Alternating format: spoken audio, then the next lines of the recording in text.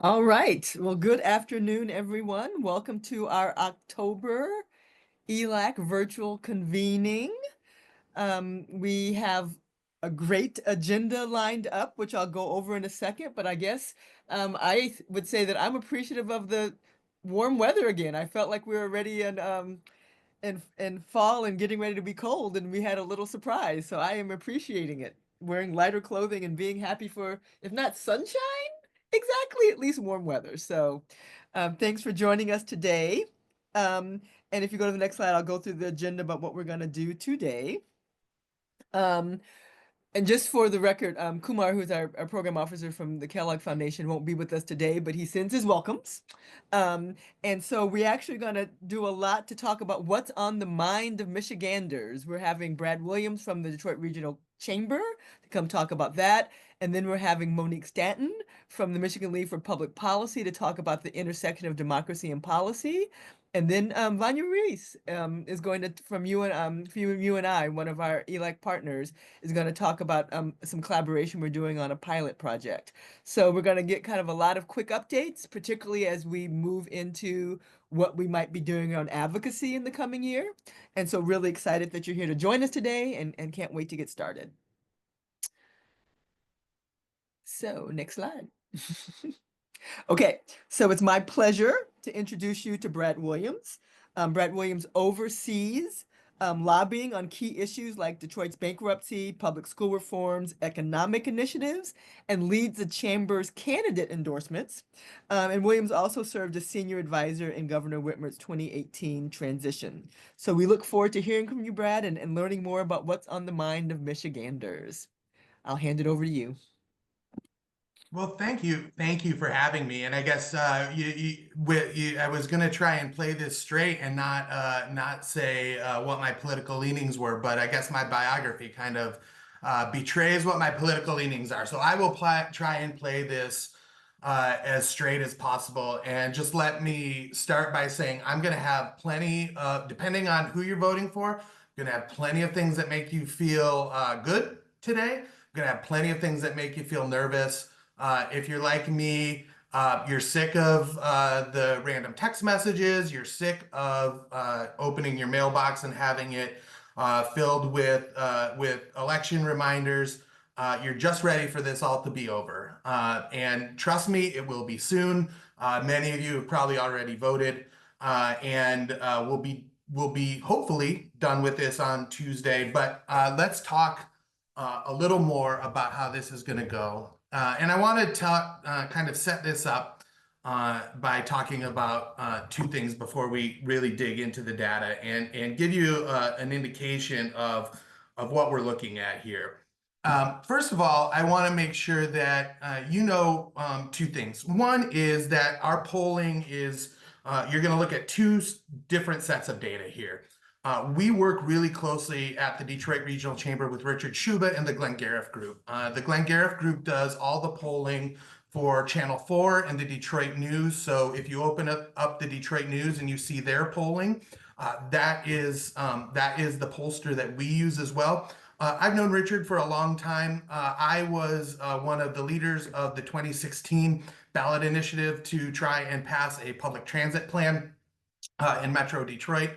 Where we lost by about 10,000 votes, as did Hillary Clinton. We'll talk a little bit about why that happened a little bit later. Richard was our pollster and got to know him very well. And we've been working with him at the Chamber since shortly after that to get a sense of how Michiganders are feeling about the economy, about democracy, and about, particularly as we were going through the pandemic, how we were relating to the pandemic. So that's going to be the first set of polling you see. The second set is more focused on the election. But as Richard will tell you, every poll tells a story. And if you're just looking at the numbers, who's up, who's down, you're missing the story. There is so much data in there that is going to explain to you why things are happening the way they're happening, and is going to make the next several days and the days that follow much easier to understand, and hopefully help us all as leaders do the work do the work that we need to do. So if we can go to the next slide, I'm going to start digging into the policy related polling that we did. So first of all, we want to look at how Michiganders are feeling about the economy. And this data should be really interesting to all of us. For those of us who've been Michiganders for all of our lives, we understand what the economy looks like in Michigan when it takes a downturn. The old adage is that when the nation catches a cold, Michigan gets pneumonia. And Michiganders, our unemployment rate typically plummets far below the national average, or far higher than the national average, I guess. So when we ask Michiganders if they're concerned about losing their job, these numbers are quite stunning. Michiganders aren't concerned about losing their job. They're not concerned about finding a good paying job or that good jobs are available. These are slight decreases from where they've been, but they're still really strong. Michiganders feel pretty good about the economy and their job prospects here in the state. And that translates over to what we're seeing in the next slide, if we could switch over. This number is really moved a lot. When we ask Michiganders how they feel the state is doing, Michiganders moved up 11% since May of 24. 53% of Michiganders say Michigan is on the right track. Now, Richard will tell you that is not necessarily a reflection of how they feel about the economy, right? That can mean all sorts of things. It can mean the economy is going well, but it also can mean, we were asking these questions while the Tigers were making their run to the playoffs, right? It can just mean they're feeling good about their lives in Michigan. The Lions are playing well. This was before Michigan and Michigan State's football season started to take a downturn. So just because 53% of Michiganders say it's on a right track doesn't necessarily mean the economy is on a good track. But the fact that these numbers are skewing up tells us that Michiganders are feeling good about Michigan as a whole. What is interesting, and let's switch to the next slide, is how they feel about the economy generally. And the disconnect that we see between Michiganders' views of the economy, their views of their own personal situation, and the reality that we know is happening on the ground. And I would encourage you, I don't know how many people here on this call are New York Times subscribers, but just before I got on this call, I was perusing through my news feed, and the New York Times has an article right on the front page right now, and the headline is something to the effect of inflation is cooling, or inflation has cooled. But why are voters still cranky about it? And we're seeing this in this poll right now. 56% of Michiganders believe the economy is either weakening or in a recession. But then we asked them the next question, and we have been asking this question since the pandemic hit. How are you doing? How are you doing? And we used to ask this question, are you doing better or worse since the pandemic? And that question isn't particularly relevant anymore since we're so far removed from the pandemic. So we've switched this question. How are you doing vis-a-vis how you were a year ago? 62% of Michigan say they're doing better or the same than they were a year ago, but still 56% think the rest of the economy is in the tank. But the facts really don't belie that, right? GDP has been growing at 3% or more for 2 years. Inflation is down to 2.5%. So the disconnect between how Michiganders view the overall economy and how they view their own circumstances, plus what we know are the facts on the ground, are dramatically different. And there's a reason for that. Historically, and this is what Richard will tell you too, when we get to election season, and for those of us who are old enough, we'll harken back to 1996. The presidential election generally has been decided on people's view of the economy. If they view the economy as strong, they're likely to vote for the incumbent party, right? In 1996, people had their views of President Clinton. They didn't necessarily like his personal life, but the economy was booming and he won in a landslide. That has changed now. People's view of the economy now is dictated by their view of the incumbent president. So if you don't like President Biden, you're likely to have a negative view of the economy. If you do like President Biden or are a supporter of Vice President Harris, your view of the economy is likely to be drastically different and view it as strong. So that is a drastic change that we have seen in the political views of Americans and Michiganders over the course of the last decade or so. Let's go to the next slide, and you can see this in stark contrast in Michiganders, especially in this EV debate that we are having in this election. And I will tell you, this EV debate that we are having in Michigan in the election, this is not a debate that is happening in Texas or Alabama or South Carolina or the other states that we're competing with for these automotive jobs. This is a debate that is happening in Michigan and Michigan alone. So when we ask voters if they believe that EV sales are going to increase or decrease over the course of the next decade, only 48% of them believe it will increase. 46% of them think that it will not increase. And of course, we believe this is somewhat informed by news coverage of production decreases and those sorts of things. But we also know that EV sales have increased year over year and are projected to increase. So again, we're seeing somewhat of a disconnect between Michiganders' views of the economy and what's actually happening. Now, the interesting thing here, and it's not you don't have the crosstabs in front of you, but these views are dictated almost to a T by where you live and how you vote. So if you live in rural Michigan, kind of outside of the automotive belt, your views on this are very different than if you live in Southeast Michigan, Lansing, Flint, the types of places that depend on automotive jobs for their economic future. So let's move on to the next slide, where we talk about whether or not we should be competing for these jobs in the future. And I think this is really kind of stunning. There was similar coverage of this as to whether or not the federal government should continue with a $500 million grant to retool a plant in Lansing to become an EV plant. So only 50% of Michiganders think we should be competing as a state to become the EV manufacturing leader. And of course, we all know we are the automotive manufacturing leader, not just in the country, but in the world. And only 50% of Michiganders think we should compete to be the EV manufacturing leader. So whether or not that is a disconnect between those believing that we could still be the automotive leader in an ICE engine world, or whether or not we should just throw the auto industry away, we don't know that. But again, you're seeing this geographic and partisan divide.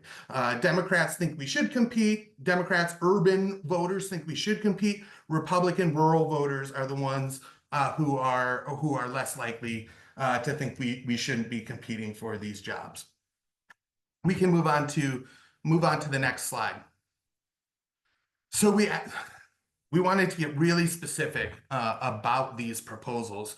You may have followed some of the news up in Big Rapids with the Goshen battery plant that has been tied fairly or unfairly to the Chinese government and the Chinese Communist Party.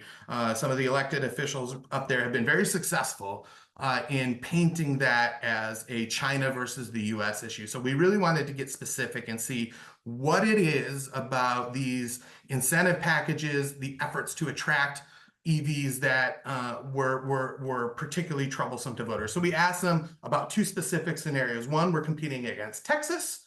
One, we're competing against Mexico for a Chinese plant. You can see on this, if we're competing against Texas, they want to kick Texas's butt. But they're much less likely to want us to compete with Mexico for a Chinese plant. Next slide.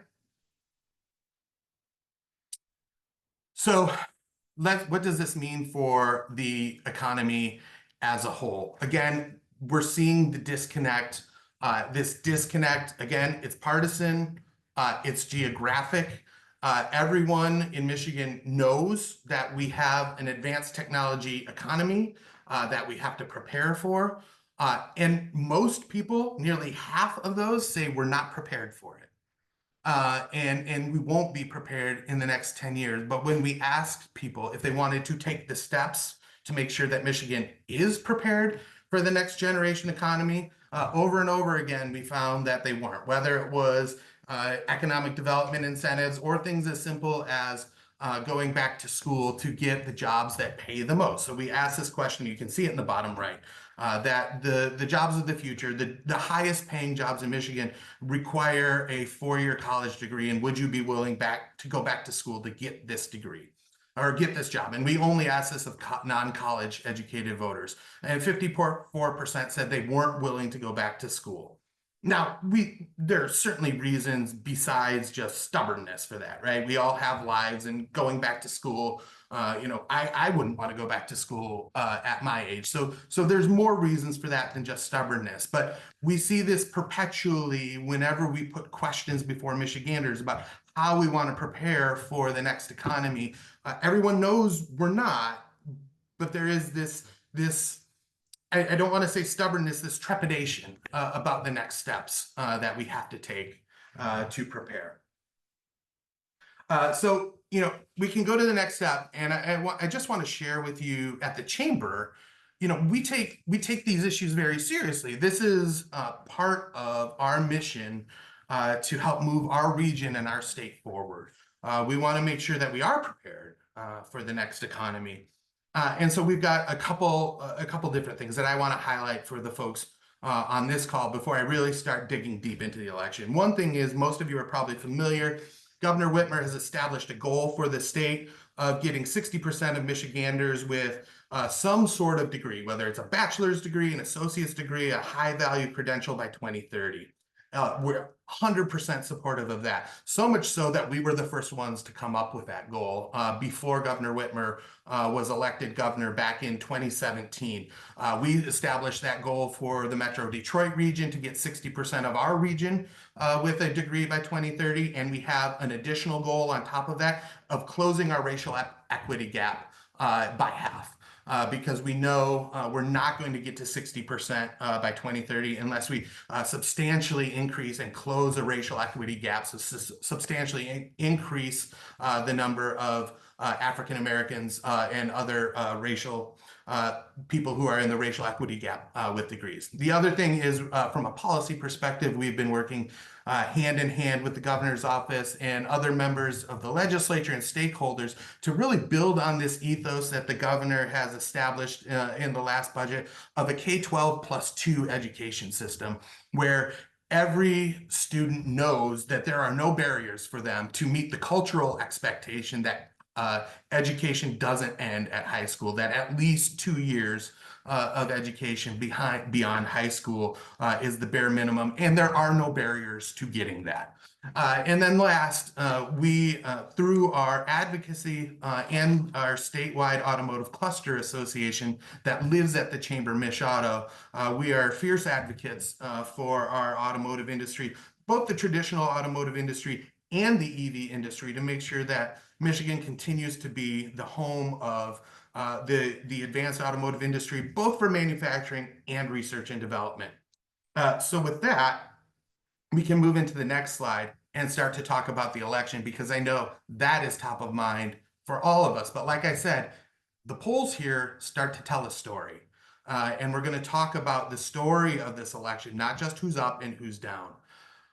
Before we get into Richard's political poll, though, this is from our voter poll, and we've been very focused on trust and people's trust in democracy, people's trust in institutions, and these are the things as leaders, because I know everyone on this call is a leader in their community, a leader at their workplace, a leader in their houses of worship, and we all have an obligation for the next week, 2 weeks, month, to be vigilant.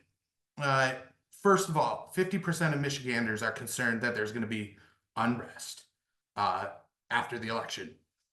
I'm one of them, and I'm sure many of you are too.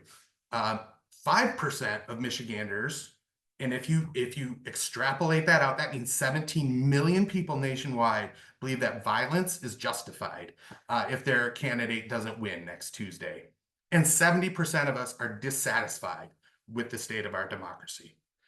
I would encourage all of you, we did a webinar on Monday with the Secretary of State and her nonpartisan elections director, so a civil servant who is not a Democrat like Secretary Benson, to go through every step that's going to happen from Tuesday at 8 o'clock to the time the Electoral College votes.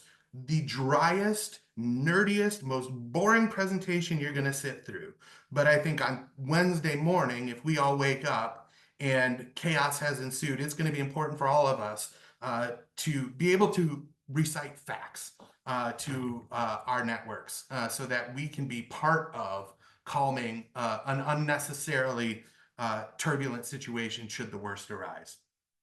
That's all I'm going to say about that, and we can extend that conversation. But now let's get into the juicy part of what's actually going to happen in this election. So we can go to the next slide. You're going to see these slides look different because these are the slides I present to our political action committee. So they're slightly different, but I want you to first look at this slide, and this is when Richard asked people their motivation to vote. The blue bars on the left are from 2016. This is on a scale of 1 to 10, people's motivation to vote. The further you go left, the more Democrat you are. The further right you go, the more Republican you are. And if you look at the lean Democrats for 2016, that should tell you everything you need to know about why Michigan went the way it did in 2016. The people who are kind of Democrats, but don't really care all that much, their motivation to vote was plummeting. And that's why when I was working on the regional transit campaign in 2016, that's a big part of the reason why we lost that race by 10,000 votes too. Had those motivation numbers been higher, Hillary Clinton would have won Michigan, transit would have passed, and a lot of history would have been, considerably different. We can't rewrite history, but when you look at the bar graphs going forward, you can see motivation to vote across all groups has spiked, and it's been really high, particularly in off-year elections, which is why you've seen Democratic performance in Michigan increase. But the least motivated voters, third-party candidates, but I really want you to notice the undecided voters, 2.1% of undecided voters. Who could be undecided at this point, but they're there, and we're going to talk about them later and who they are and why they're important. And so hold your thought. Remember those people for 2 more slides. We're going to talk about them. So let's go on to the next slide. So top issues for Michigan voters. These are from Richard's last 3 polls. They haven't changed at all. They are jobs in the economy, abortion, border immigration. You got plenty of Democrats who are just voting because they don't like Donald Trump, inflation, and protecting democracy. One slide that did not make it in this presentation because I worked on it after I sent them over, but I think is really interesting and notable, and I'll just kind of share it with you over by voice. When you split these up by what voters care, what Trump voters care about and what Harris voters care about is even more stunning. So if you ask Trump voters what they care about, 40% of them say jobs and economy is number 1, followed by border and then inflation. So it's jobs, border, immigration. For the Harris voters, remember, 40% of Trump voters say jobs is number 1. Jobs and economy is number 1. For Harris voters, it's only 9% say jobs and economy is number 1, but abortion is 23%. So that spikes. And then the anti-Trump vote is 16%. Protecting democracy is 8%. So the motivation for Harris voters versus Trump voters is completely different. And we all know people who are voting for Harris. We all know people who are voting for Trump. This isn't a surprise to any of us, but it just proves out what we are all seeing in the conversations that we are having with friends and families. So what does this mean? Let's talk about who's winning, who's losing. The next slide will show us. You all have newspapers, so you've probably seen the Detroit News poll. This is the same poll that Richard put out. We've got 2 big races that are statewide races in Michigan. Donald Trump and Kamala Harris for president, and then Alyssa Slotkin and Mike Rogers for the U.S. Senate. They're both running parallel. Harris is up by about 3 points in Michigan, and Slotkin is up, just a little bit more, not by much. Richard will tell you, though, that these polls are both within the margin of error. If anyone tells you that a 3-point lead means Harris is going to win, they're not telling you the truth. This could go either way next Tuesday night. So let's go to the next slide.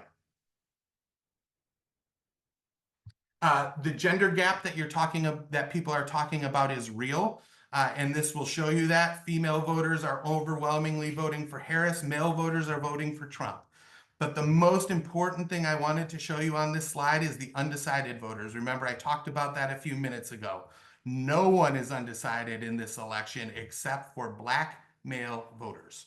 18.8% of Black male voters are undecided.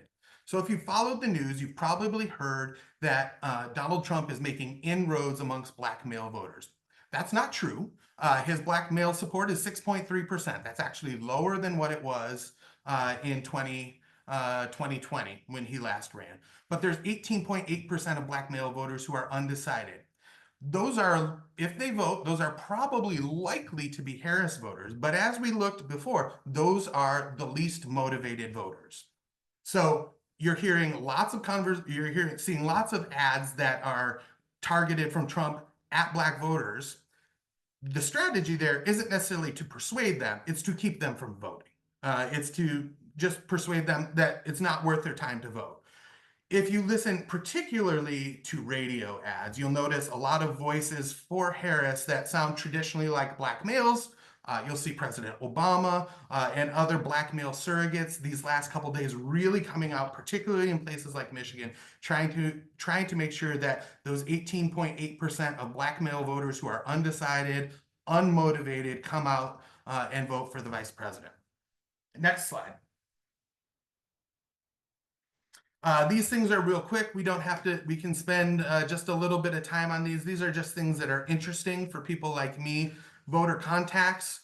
Like I said, you've all had your door knocked, your phone rang, text messages. This is just showing you what the voter contacts have looked like. The Harris campaign has a slight advantage on the number of voter contacts they've had. You can see 88% of people have gotten mail from the Harris campaign as opposed to 76% from the Trump campaign. You can determine from yourself how effective that is in your own voting, but the ground game is impactful in turning out votes. So in a close election, the ground game really, really matters. And so we'll see on Tuesday night if this slight advantage in ground game really matters for the Harris campaign. Next slide. This one, again, I don't think this is going to have an impact necessarily in the outcome of the election unless the weather is really bad on Tuesday, but I find it interesting in the method that people are choosing to vote in. We have lots of new options for voting this year. With a ballot proposal we just passed. We can vote in person. I voted on Saturday. I'm guessing plenty of you have already voted. We can continue to vote absentee for no reason. You don't have to be sick or out of the state. And so you're seeing, still about 54% of us plan to vote in person, but there is a noticeable number of Democrats who are more likely to vote absentee and a slight increase in the number of Trump voters who are going to vote early in person. Again, I don't know what this means for the outcome of the election. I just think it's interesting for people to see. And then the last few slides I'll go through real quickly. This is just to share what decisions the chamber has made in our advocacy, and I'm happy to answer any questions that anyone has on that. As I mentioned before, we have a critical U.S. Senate race. The chamber, as part of our political action committee, we make endorsements and we make political contributions. We spent an hour with both Congresswoman Slotkin and Congressman Rogers. I will tell you, with the exception of immigration questions, their answers to all the questions we asked were remarkably similar. And our PAC, which requires a 2/3 consensus for endorsement, was unable to make a distinction as to which one would be a better member of the U.S. Senate. And for the first time in my tenure at the chamber, we did not make an endorsement in a race of this magnitude. But we think we're comfortable that both of them will serve Michiganders well in the Senate. The next one, if we can move on to the next slide. We're supporting Congressman John James for re-election. I'm sure those of us who are Metro Detroiters are well aware of how much money is being spent on this election. Congressman James is a longtime chamber member, as well as his father and his brother were members of the chamber board, has been a really effective member, bipartisan member of Congress, a member of the Problem Solvers Caucus, along with Congresswoman Debbie Dingell, and we look forward to having him back. And then last but not least, we have 2 open seats, and we can move on to the next slide. One in the Lansing area and one in the Saginaw Bay City area, where we're supporting Curtis Hertel for re-election. Curtis is a native Detroiter who's lived in the Lansing area since he went to college. This was the most expensive race in the country 2 years ago, and we hope Curtis gets elected. And Kristen McDonald-Rivet, many of us may have worked with her in her previous roles. She's currently a state senator, but prior to that worked at the Skillman Foundation in Michigan Future and had many interactions with those of us in the region. And then the final thing is the Michigan House of Representatives, which is critical to the work we do. The Democrats currently have the 56-54 majority, and they are one of the legs of Governor Whitmer's trifecta, which has allowed her to pass a big chunk of her agenda without much opposition for the last 2 years. They did that on the backs of Governor Whitmer winning an 11-point victory 2 years ago, which certainly, Vice President Harris, if she wins, it's not going to be by 11 points. And so it's going to, I think the Republicans have an advantage in taking back the state house this year. There are battlegrounds all over the state. No matter where you live, you're seeing ads, you're getting mail. And the advantage the Democrats have this year, if they do hold it, is that they have a lot of incumbents and they have a lot of money. But that's going to be absolutely vital to everyone on this call's ability to impact state policy. With that, I think I've gone well over the time I allotted. And so I would be happy to take any questions we have time for. I know there's a lot of information here, but please, if we don't have time for questions, I'm happy to, chat with anyone via email, cell phone, and happy to continue the conversation.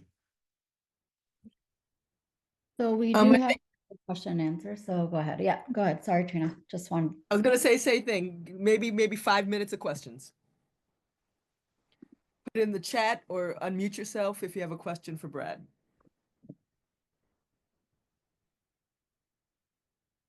Well, while you're waiting, I just have one question. Somebody told me that Michigan has such a good infrastructure that they're going to be able to call the race the next day. Is that true? Or do you think that we're going to be in the same place as some other place? Like we won't know by the weekend who won our state.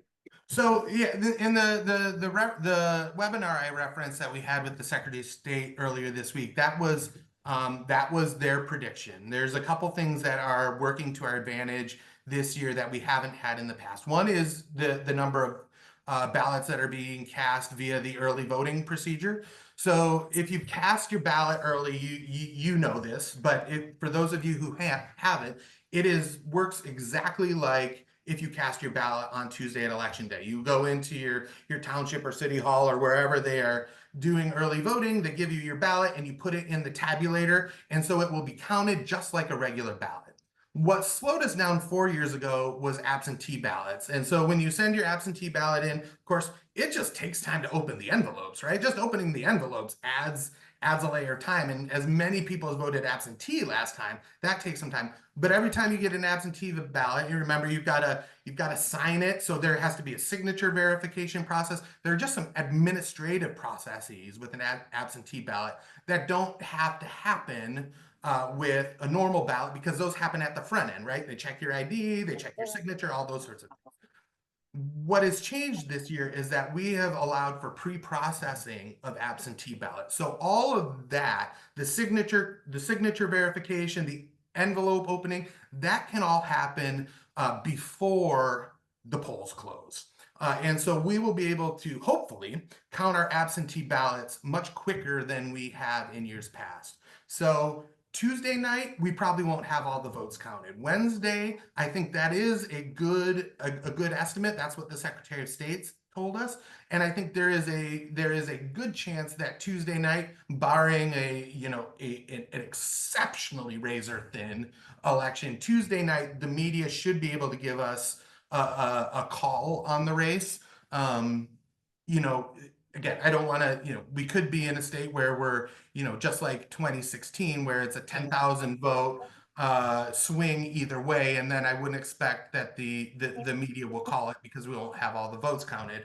But if it's like 4 years ago, where it was 100,000 vote margin, my expectation would be that we'll have be able to characterize a winner. Thank you. Other questions? Either put in the chat or unmute yourself. Hello. I had two questions. One Yeah. was around lame duck. Is there anything Yes. that we can do in that region of time or the time frame? And the second is about the if we have friends, should we try, I mean, what's the best way to encourage them, but not like be too pushy? Because I know sometimes people have gotten like so many messages. So Yes. Yeah, I mean, I will tell you this. I'll take your second question first. I was out canvassing for Curtis Hertel last weekend. Everyone knows now my politics. And Curtis has been a longtime friend of ours. He actually lived next to my wife in the dorms at Michigan State. And so we went out and taught my 15-year-old daughter that not all campaigns are like what you see on the West Wing. You actually have to go out and do some work. So we went out and canvassed, and there was a woman that I came up to, and she came out her, she's like, I don't want it. I don't want it. No more campaign stuff. And I said, I understand, ma'am. I don't want it either. I said, but here's the thing. If you go out and vote, people will leave you alone, right? Because that is the important thing that I don't think most voters understand is every campaign every day gets an update on who has voted. Right. And so they're not going to waste their resources on trying to contact people who've already voted. Right. My mailbox and my phone traffic has gone way down since Saturday because they know I've already voted. There's no point in trying to persuade me anymore. So I would suggest that for your friends who have not voted yet, it's way better off if they do it now. It's gonna slow down the annoying traffic that they've been getting for the last several months. Lame duck, great question, and I know Monique's probably going to talk about that in her presentation as well. And I know they have a number of priorities. For us, there's a number of things we're looking at. The Supreme Court this past year reversed an act of the legislature from 2018 to put back in place Earned Sick Time Act and a minimum wage hike. The chamber wants to work on some legislation to implement that. The policy was not what we wanted, but we understand that we probably lost on the policy. But there are some implementation questions that we have as to how to make it work so that when it goes into place in February, that both employers and employees aren't caught in an administrative nightmare because it wasn't necessarily drafted in a way to work with the current law. There's a big economic development package that we would like to work through that will help us put the SOAR program back in place, which is the state's main economic development tool, and extend it for another 10 years so that we can compete for these EV jobs of the future. And then, like you mentioned, lame duck, there's 9 session days. Depending on who wins or who loses their reelection, there are people who are going to want to push through their priorities at the last minute because it might be their last chance to get through. It might be something we like. It might be something we hate. And so everyone has to be diligent in watching what happens. I always tell our team that you must be present to win. If you're not standing outside the doors of the Capitol while the legislature is convening, you're going to be on the menu and they're going to eat your lunch. All right, we have time for one more question if anyone has one for Brad.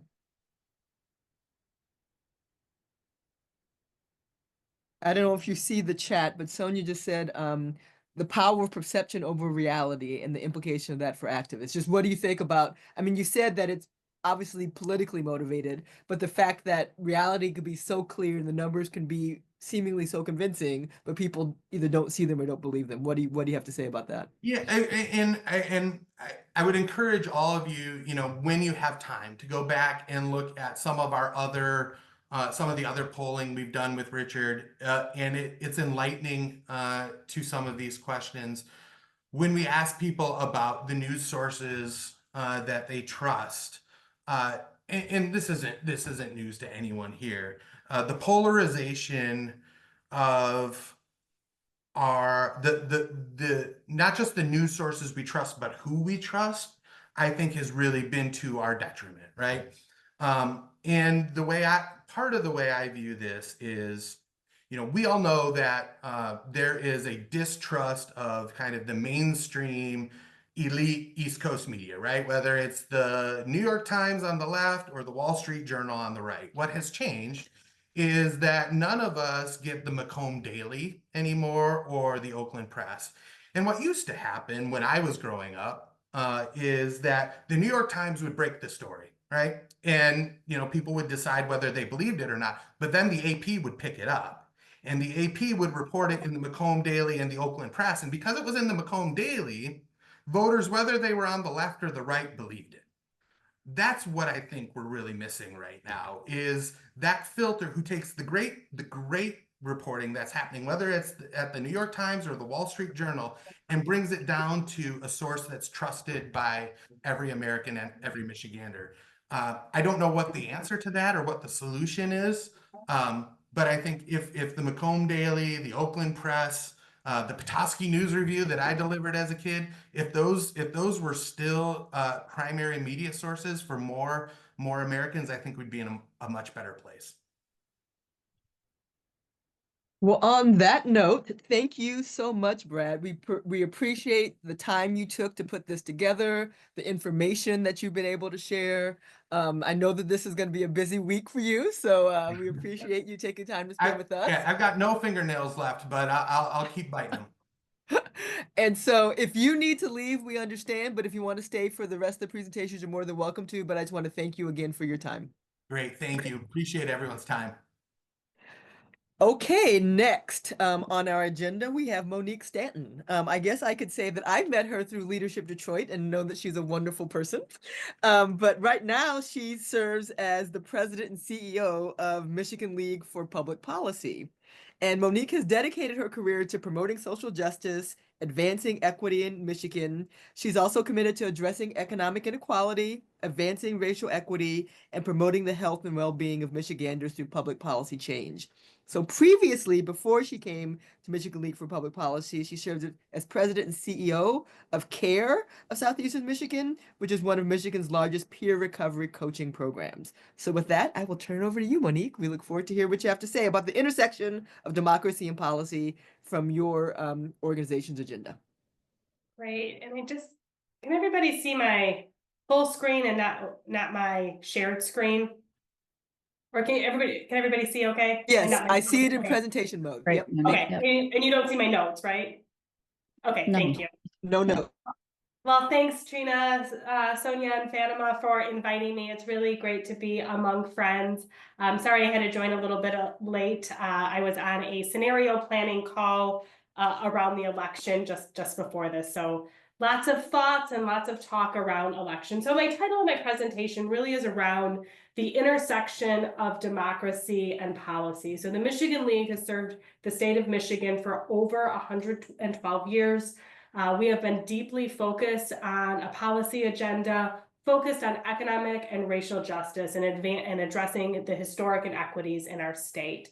And so today I'm going to talk a little bit about voting, about democracy, and how those two things really come together, and then a little bit about lame duck and what the League's policy priorities are. We touch on a wide range of issues. If you're not familiar with the League, we're home to Kids Count, which is the annual profile about the health and well-being of kids in Michigan. We do work around healthcare, social determinants of health, housing justice, food access, immigration, criminal justice reform, economic security, and that's what we're really here to talk about today, is some of our economic security work and our workers' agenda.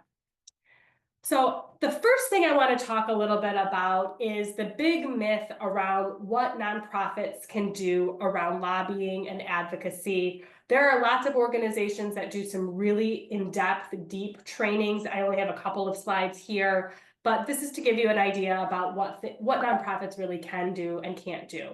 There's a lot of misconception really that nonprofits can't lobby, can't advocate, and that really is not true. There's a strong space for the nonprofit advocate community to take a part in advocating for policies that really can improve the lives of people that we're serving. And so we'll talk a little bit about the elephant in the room today. So a little bit about terminology. There's advocacy and lobbying. Oftentimes these words get interchanged, but advocacy is really generally education about a particular issue or impact of a policy. It's not necessarily tied to a specific piece of legislation. It's things like nonpartisan analysis. So what's the research saying? It can be independent research or sort of a review of other organizations' research.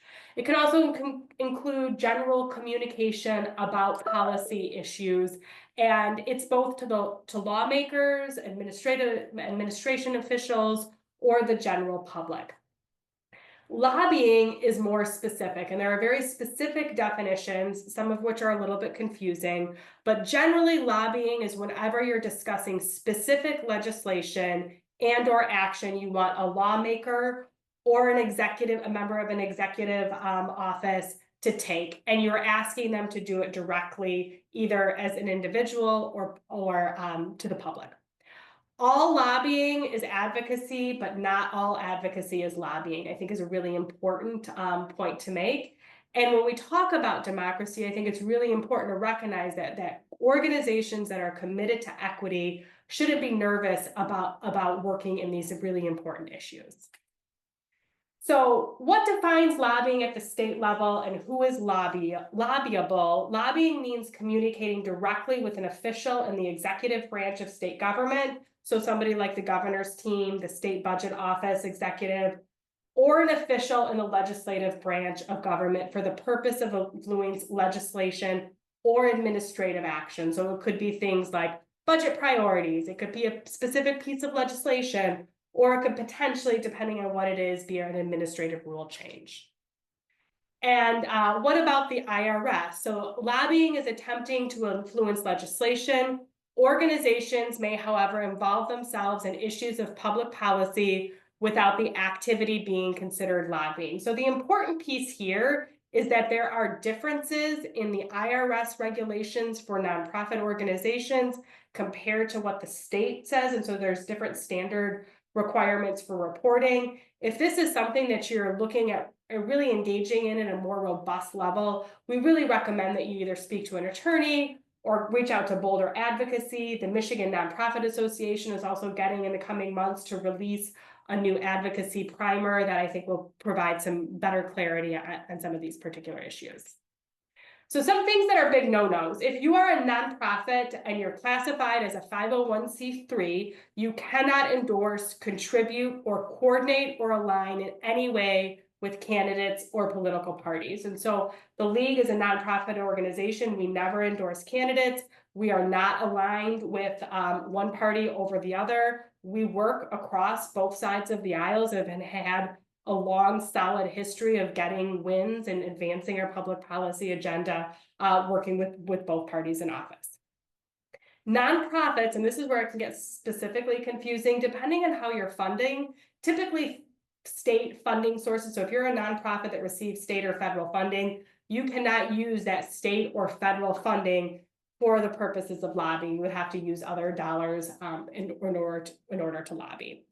So when in doubt, as an individual, you are entitled to engage in unlimited lobbying activities or political activities. So if you are an individual, you can volunteer for a campaign, you can endorse a campaign, you can talk about things.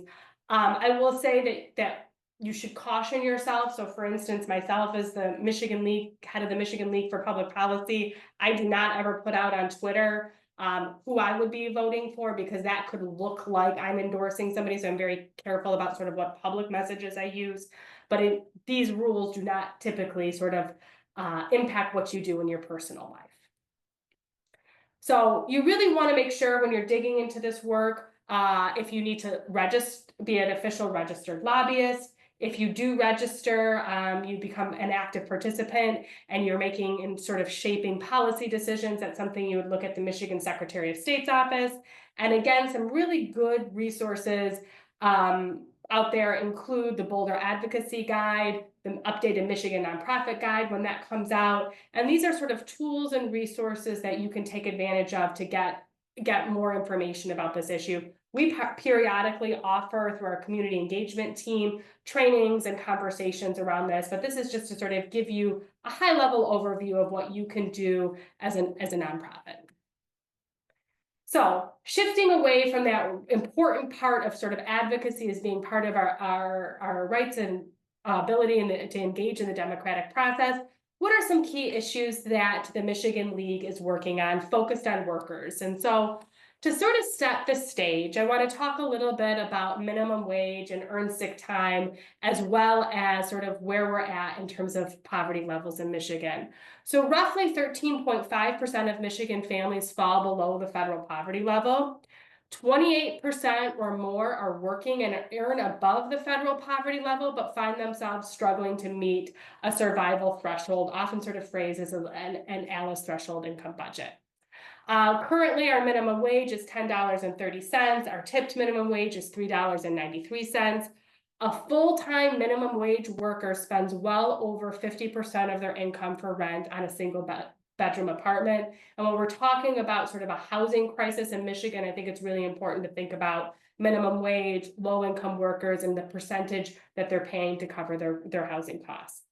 We currently have some rules around minimum wage and tipped wage. And Brad talked a little bit about what the chamber's thinking around minimum wage and earned sick time. We sometimes agree with the Detroit Chamber of Commerce. This is one of the issues that we're on opposing sides with them. So right now, paid leave, there's a paid leave entitlement of 40 hours because of the Supreme Court ruling. Some of that's going to change. And right now, employers with fewer than 50 employees are exempt from having to provide sick leave. So to highlight, minimum wage has not kept up with inflation. So when we talk about economic justice, when we talk about a workers' platform, thinking about the wages that we're paying are really essential. And these wages, really, with the cost of inflation going up, have not been able to help, keep up at the rate that people need to make to get paid in order to make ends meet. So in 2018, to give a little bit of a historic context of what the journey around sort of an adopt and amend strategy and a ballot initiative that started in 2018, I think it's important to do a little bit of a historical setting about what happened over the last 5 years. And we talk about the importance of democracy and engaging in voting. This is an example of where sometimes I think the general voter in Michigan can really feel frustrated when you're doing some things and you really feel like you're having your will sort of thwarted. So in August 18, there was ballot initiatives for both paid sick leave and increased minimum wage. And they received signatures, enough signatures, and the Secretary of State sent the initiatives to the legislature. So in our Constitution, you have two opportunities for a ballot initiative. One is to change state statute. One is for a constitutional amendment. Constitutional amendment requires a higher number of signatures. So the legislature had three choices at this point, according to Michigan Constitution, is one, if they have a ballot initiative to change state statute, they can adopt it as is.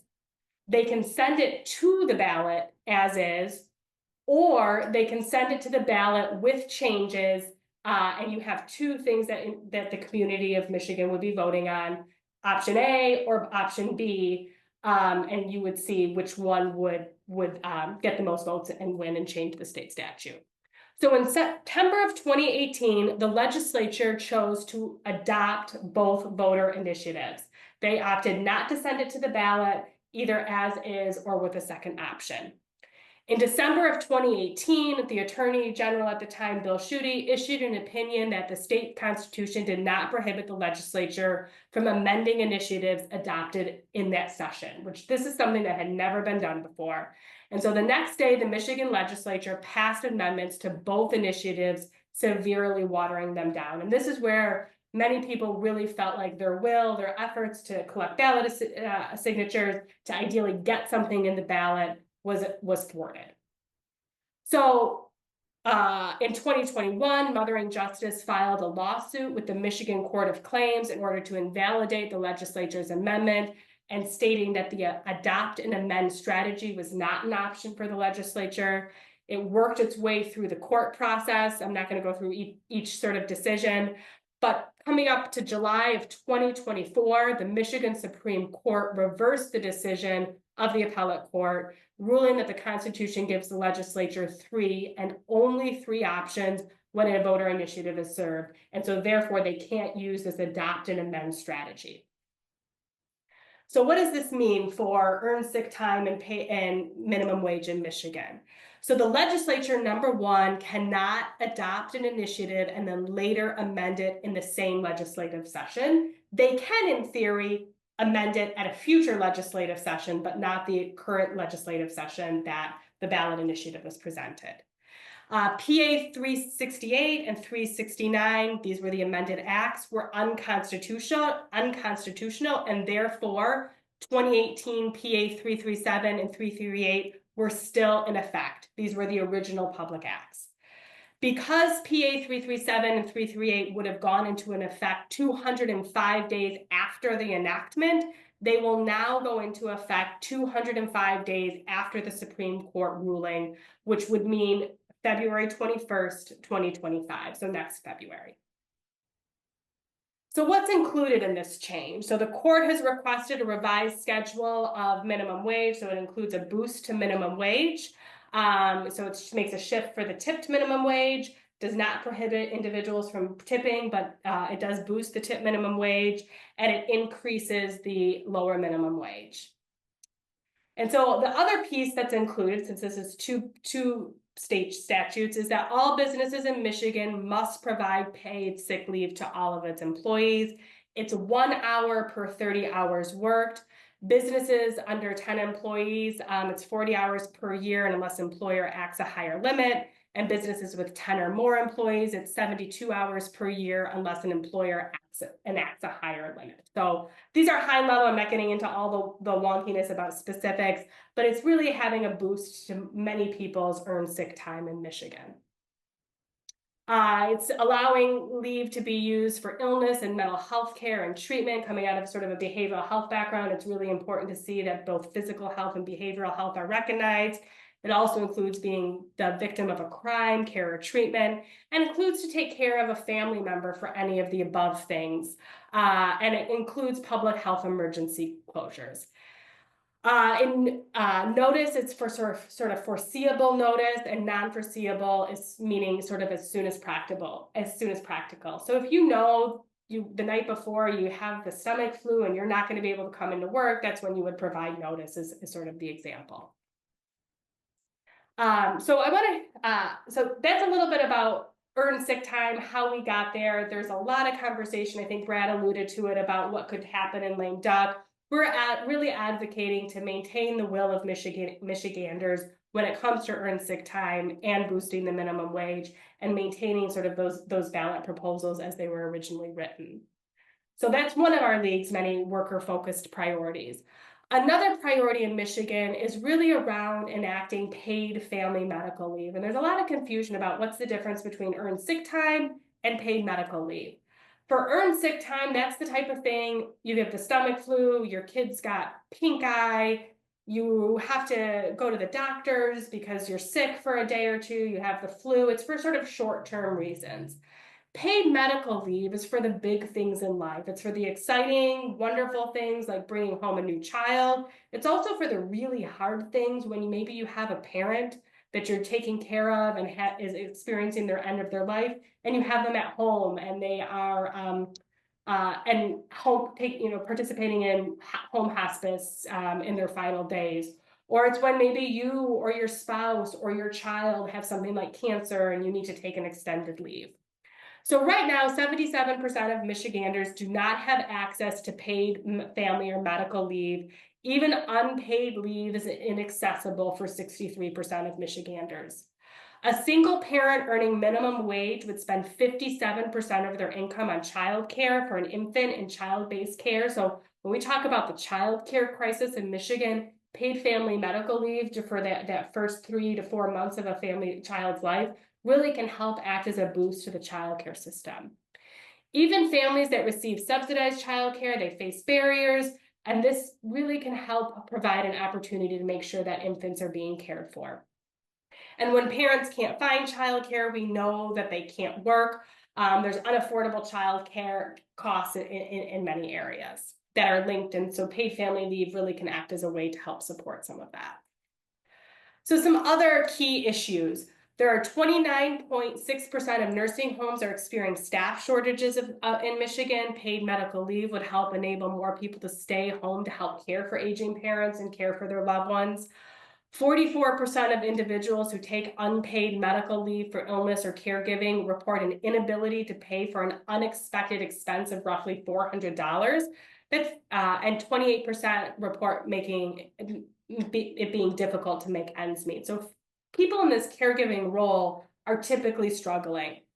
Nearly 1/3 of people who become seriously ill in the United States report that they either lost their job or had to change jobs due to the need of accessing leave. So paid medical leave has some really positive impacts, both for workers, for businesses, as well as individuals. It's been shown to reduce infant mortality and improving lifelong health outcomes for children. There's a reduction in symptoms of postpartum depression and parenting stress. It creates stronger economic security for families. There's also some data out there that shows it improves worker retention, productivity, and morale. And so these are some of the things, if we talk about implementing a true paid family leave program in Michigan, that could become the reality for many people. So some benefits from other states: paid leave lasting 8 weeks or more increased a child's health and reduced rates of postpartum depression. Postpartum depression rates decreased by 2% per week of leave. And for economic security, California's paid family program lowered the poverty among mothers of infants by 10.2% and increased household incomes for those mothers by an average of just over 4%. The program also lowered food insecurity households after the birth of a child. There are some business benefits. So more than 70% of small business owners say paid leave in their state has helped them retain workers and compete with larger businesses. So as a smaller employer, sometimes nonprofits have a hard time thinking of themselves in that way. It's hard to compete with larger organizations. Larger organizations tend to be able to offer more robust benefits. And so a paid family leave program that is administered and run by the state helps really level the playing field. And data that's come out of states across the country that have paid family leave programs have not necessarily shown some serious negative repercussions. 90% of businesses in California, when asked, said their paid leave program had a neutral or positive impact on productivity. So when we talk about workforce participation, when we talk about productivity, there's some good results in terms of the implementation of a paid leave program. So I'll talk a little bit before I go into unemployment. So in Michigan, there's a package of bills to create a paid medical leave program in Michigan. Right now, the bills stand at 15 weeks of paid medical leave for your family to either care for the birth of a child, to take time off because you have a major illness, your child, your parent, or your partner has a major illness. It includes some time for bereavement, a shorter amount of time for bereavement, and then things like if you're a victim of crime or experiencing domestic violence or sexual assault. The program would be paid for as a program where you have an employee contribution through a payroll tax, and the program would be administered by the Michigan Department of Labor and Economic Opportunity.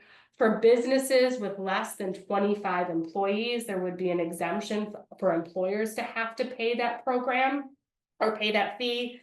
Their employees would still be required to pay that fee and would be eligible to participate in the program. And so when the person's out on leave, the state, their wages would be compensated and paid for by the state through that initiative. We see this as an important issue related to racial equity. Historically, people of color, specifically Black women, have been left out of paid family leave programs. And so it's hard to really think about the intersection between racial equity and policy. And it's one thing for organizations to sort of put out statements around, we value racial equity, we are committed to diversity, equity, and inclusion. It's another thing to look at both state policy and law as well as internal practices to advance equity. And we see advocating for paid leave is really a solid way to do that. So then another a part of our workers' agenda is a strong unemployment insurance system. And so we have been involved in conversations with a strong UI system. We believe our unemployment system provides vital support for people who have lost their jobs through no fault of their own.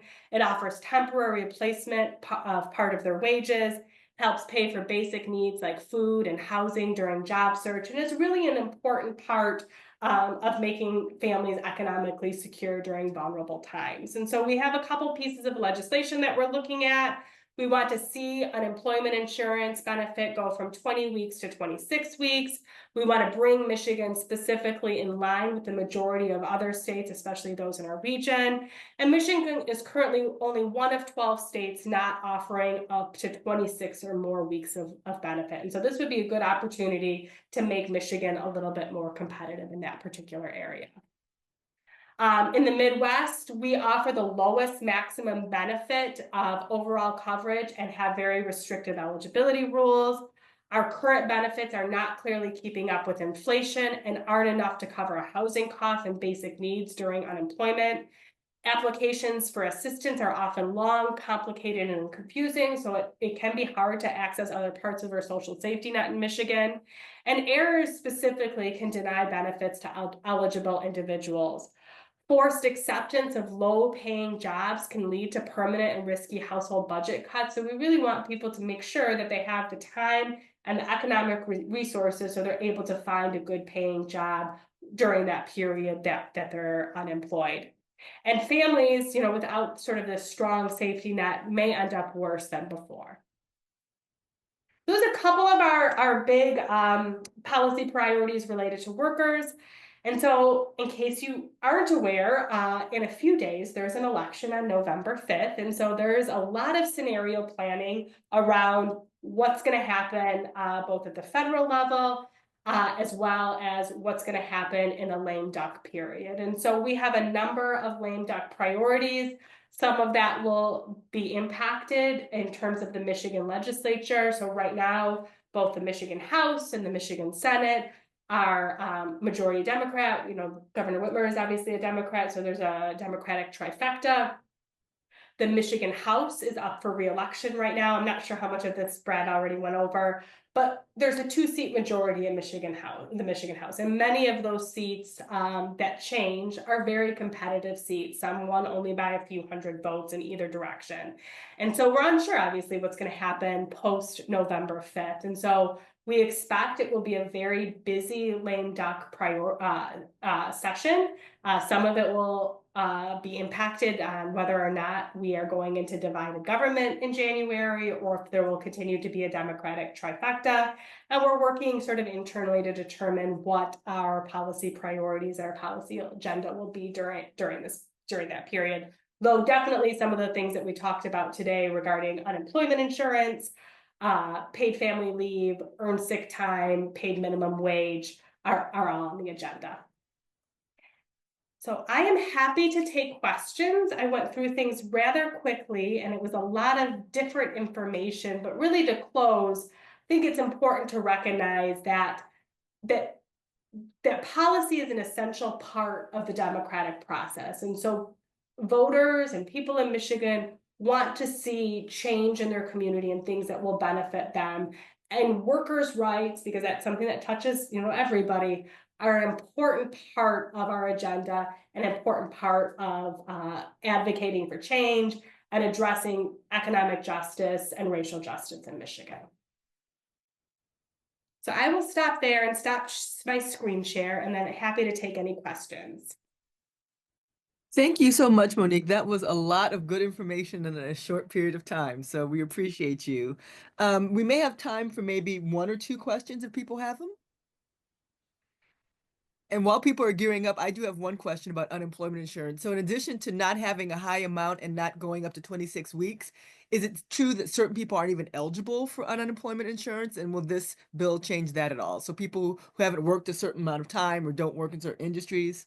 So Trina, I have to go back and see if it changes any of the eligibility in terms of industry or not. I think one of the important things to note about unemployment insurance changes is around, it's typically for people who have lost their job through no fault of their own. So if you've been terminated from your employment for something like gross negligence or stealing or not showing up to work, you would likely not be eligible for unemployment. It's a complicated process in terms of that determination, but it's not something that's necessarily eligible for everybody. But I'll find out if that changes any of the eligibility standards. I don't think it does, but I want to confirm that.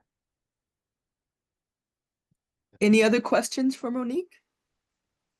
Monique, that was fabulous. You did an excellent job and you made it so interesting and accessible to us. I do have a question.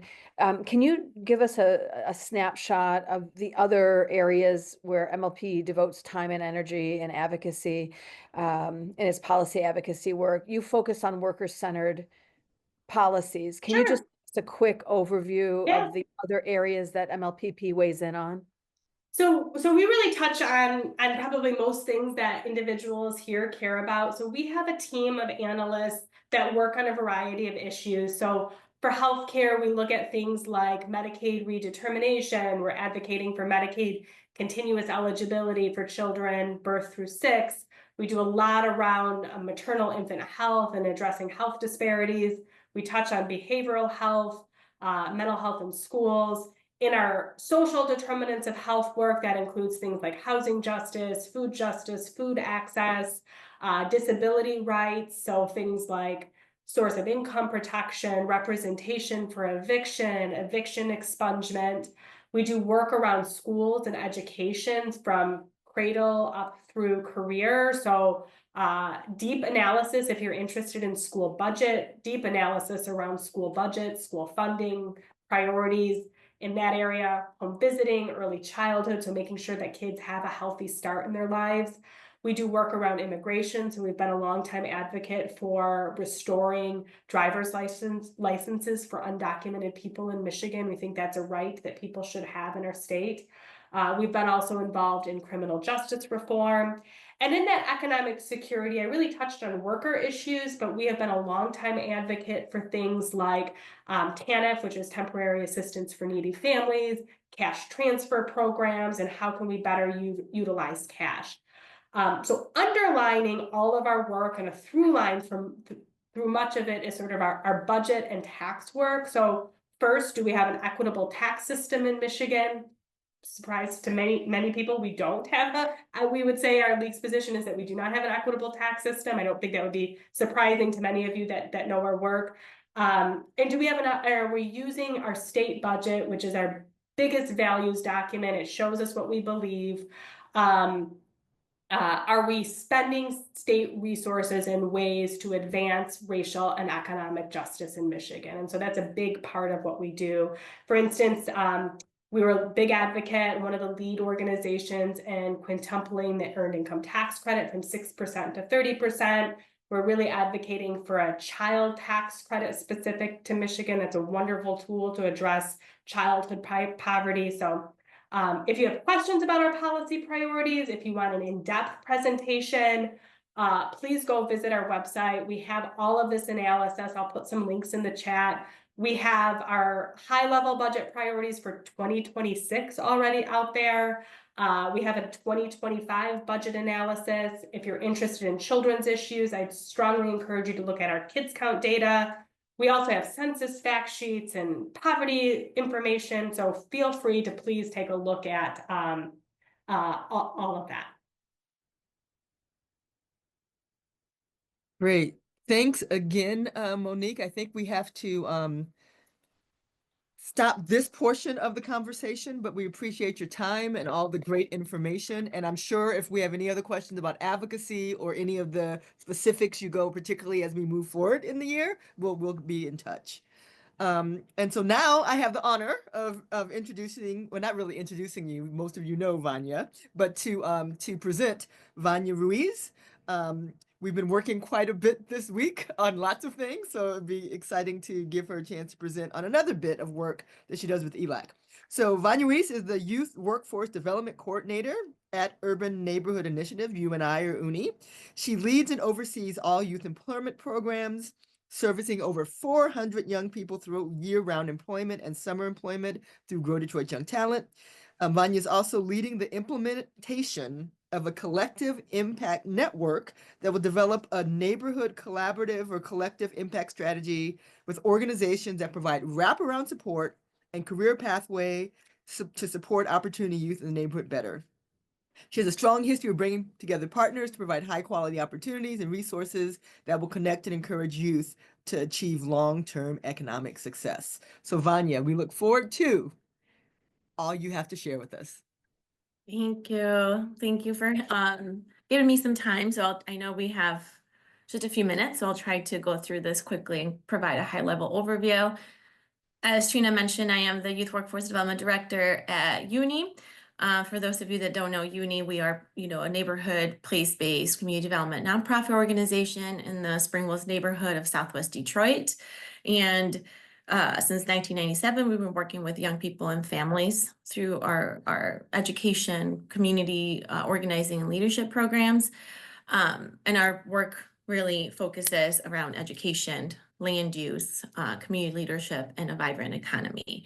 So here I am to talk to you about a pilot project that we've been working in partnership with EELAC, Detroit Future City, and other partners around equity and advanced mobility in a neighborhood-based career pathways model. So next slide. This will just give us a quick overview of what we'll talk about. It's a project overview, some insights that have influenced and informed this pilot, some details about it, and updates of what we've been doing and how you can get involved if you would like to. So next slide. So the purpose of this pilot is really to flip the script by putting community needs at the forefront of program design rather than retrofitting existing systems. So we're really looking to increase the representation of low-income Detroiters and quality of life careers within the advanced mobility sector. It really started out of conversations with SDBA and EELAC, and then other partners have gotten involved along the way that I'll share with shortly. Next slide. So what we ask from our partners, a commitment that all partners, are dedicated to challenging that status quo, so that we can really foster economic growth for those who have been marginalized by putting community needs at the forefront of the program design. So I'll go ahead to the next slide. So as I mentioned, there were some sources and research insights that helped to inform and really have pushed this forward, mainly coming out of the Equity and Advanced Mobility Symposium and those takeaways that happened earlier this year through some of the research pieces and that have been published. The Detroit Workers and Job Seekers Speak, through the U of M School of Social Work Engage, the Equitable Workforce Development for the Mobility Sector by Detroit Future City, and then more recently, we were able to look at the career profiles that were recently published through the EV Jobs Academy by WIN, as well as taking into account the approved EV Jobs Academy curriculum that's going to inform this pilot. Next slide. So to not go through every single piece, I kind of put together a high-level overview of some of the key takeaways and findings that we were able to see throughout all those the sources that I mentioned. One of them was there's an information desert, right? And we know that. How do we make sure that we are communicating training opportunities and employment opportunities in a way that connects with the residents in our community, and facilitating true employer collaboration with organizations who are doing this work. And then our other insight was around needing for comprehensive job seeker assistance. We know that it's important to address barriers, but there are other barriers that we hadn't thought about really addressing through program design, such as addressing psychological barriers. That can be a huge barrier for someone to maintain and retain employment if it's overlooked as a traditional barrier to employment. Next slide. Another insight was, we know job seekers, especially those that are marginalized, face multiple barriers that may hinder employment retention or even access to employment or training opportunities. So we're really looking at developing targeted strategies to mitigate these early on, like I said, including that in the program design versus looking at those barriers once the participant is going through the training program. And another insight was employer engagement. It's important for us to engage our employers and especially as partners in creating pathways into this new industry and not just for job placement. Next slide. And then job placement, right? We want to make sure that there are jobs for those that complete training and that they're quality of life jobs. So making sure that we're also thinking about what are the systems that we need to put in place to be able to evaluate this and to make sure that we can track that long-term satisfaction. What are the factors that are contributing to that? What are some of the things that our employer partners are doing that helps to maintain this long-term job satisfaction? Next slide. So I'm going to talk through some of the goals now. As you can see, this is kind of the research that all the momentum that led to this. And I'm not going to go through every bullet point because we don't have that much time. But goal number one is to build a network of cooperating partners. We want to make sure that we're pulling resources across partners so that we're able to offer more comprehensive support than any single organization could provide alone. So this is through the steering committee efforts that we're undertaking right now. Next slide. Goal number two is to identify and address barriers to work readiness that are specific to a population in our community. So by addressing all of these barriers, childcare, transportation, financial barriers simultaneously, we're creating a robust ecosystem of support that traditional programs often overlook. As I mentioned, we want to address those and build that into the program design so we can remove as many barriers for those that are going through the training so they can have access to these job opportunities. Next slide. Our third goal is to strengthen curriculum effectiveness and alignment with industry needs. Again, working with our high schoolers, our high school partners, as well as employers, we're really challenging the traditional notion of qualified candidates by really focusing on potential and lived experiences as well, rather than just formal credentials. So how do we build on-ramps for all that can be equitable, that all would have equitable access to participate in? Next slide. I feel like I'm rushing through it. I apologize. Goal number four is to facilitate entry into these training programs and jobs. So we're not just asking employers to hire candidates that finish these trainings, right? We're involving them from the very early on process as we're building this program design so that they can help us to reimagine the talent pipeline from education to employment. So that is one thing that we're really focusing on to bring on these employer partners and helping them champion this along. And next slide. Okay. So I just wanted to share some of the committee members who have been supporting. We've had 2 steering committee meetings so far, and these are the members who have shown up, as well as new experts and additional advice that we've been given along the way through our meetings with Focus Hope, GEM, and AGI. Next slide. So just a few updates of what we've been doing so far. We were able to participate and attend the MAGMA Advisory Council Roundtable, where they really talked about clean energy and electric vehicle education and some exciting opportunities for Michigan. And so that can definitely influence and impact our pilot. And then we've had, as I mentioned, these one-on-one meetings to really do resource sharing, connecting to other people who are doing this, so we're not reinventing the wheel. And so Focus Hope has been instrumental at providing some of their input around workers' voice, and EGI at the University of Michigan connecting us with those resources around the EV Jobs Academy recognized curriculum, and DFC, Detroit Future City, with connecting us to GEM and helping us with additional resources, research, and insights. Next slide. And then one thing that our committee did, our steering committee did, we did talk about all these barriers, and we know there are multiple barriers. So, but these were the ones that stood out the most to our members that we want to make sure that we're looking at and addressing as we build and design this pilot. I'm sure none of these are new to any of you, but we want to make sure that we're taking into account all these barriers as we're building out this pilot program. Next slide.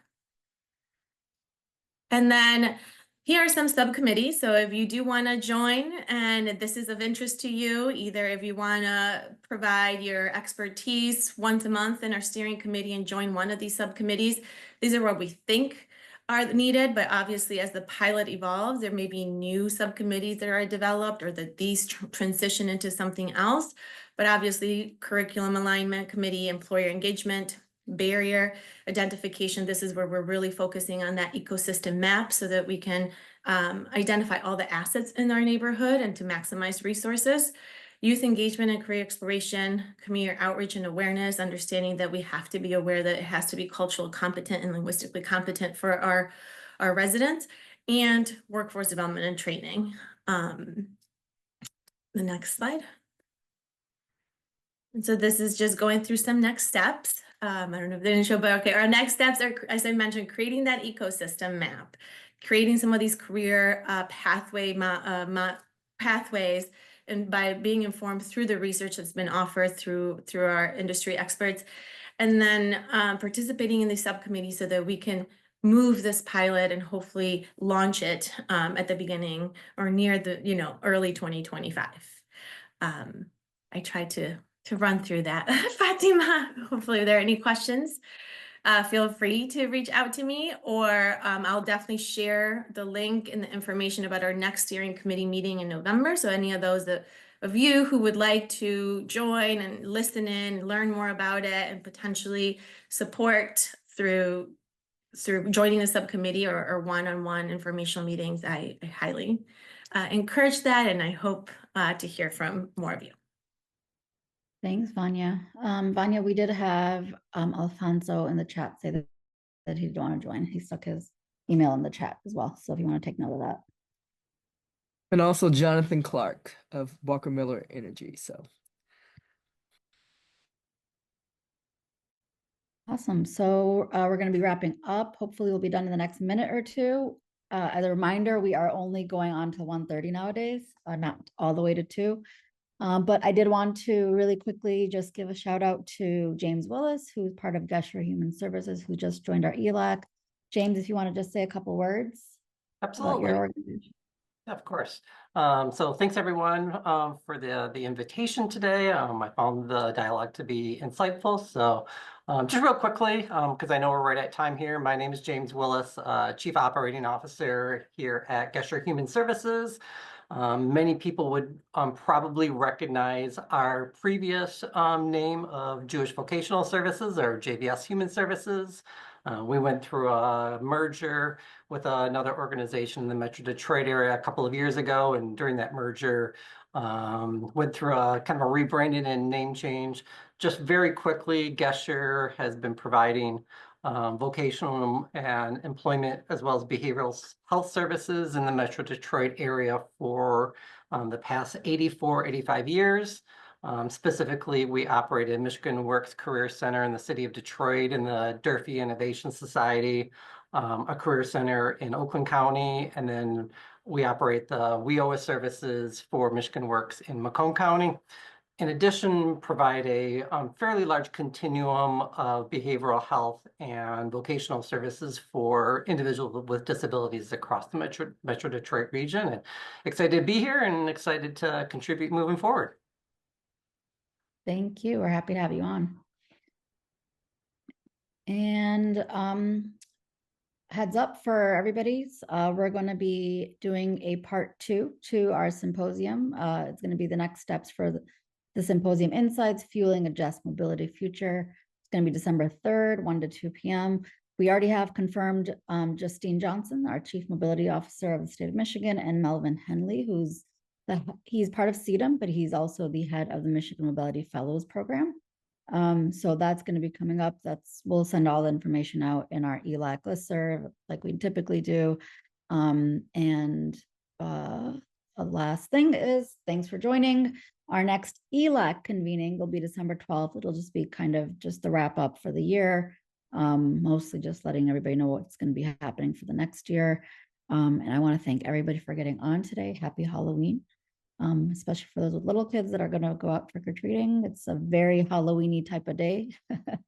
So enjoy the weather, enjoy your evening together. Thanks everybody for getting on. Thank you. Have a great afternoon, everyone. Bye-bye.